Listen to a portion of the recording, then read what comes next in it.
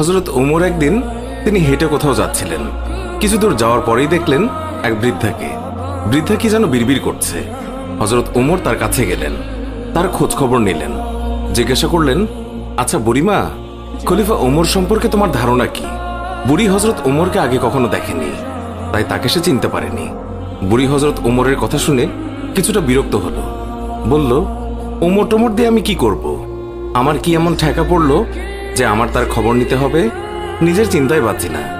বুড়ির কথায় ছিল রাগ আর অসন্তোষের ছাপ।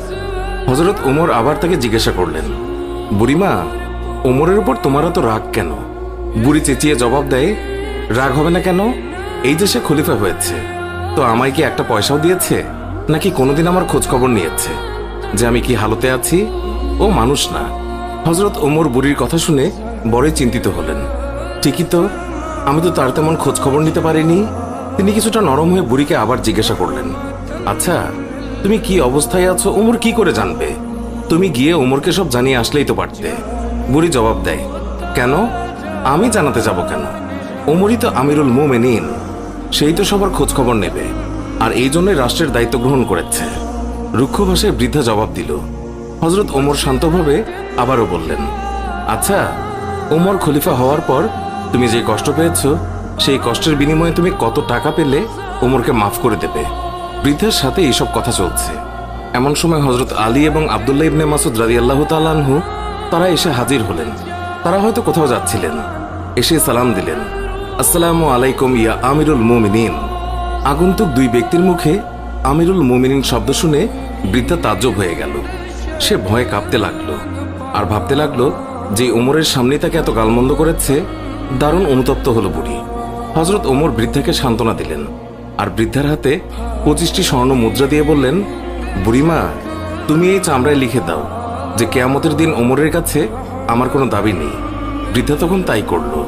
চামড়ার উপরে তা লিখে দিল বৃদ্ধা, আর হযরত আলী রাদিয়াল্লাহু তাআলা আনহু সাক্ষী হিসেবে তার উপরে দস্তখত করলেন। হযরত ওমর রাদিয়াল্লাহু তাআলা আনহু মুহাম্মদুর রাসূলুল্লাহ সাল্লাল্লাহু আলাইহি ওয়াসাল্লামকে অনুসরণ করে তালি লাগানো জামা পরতেন।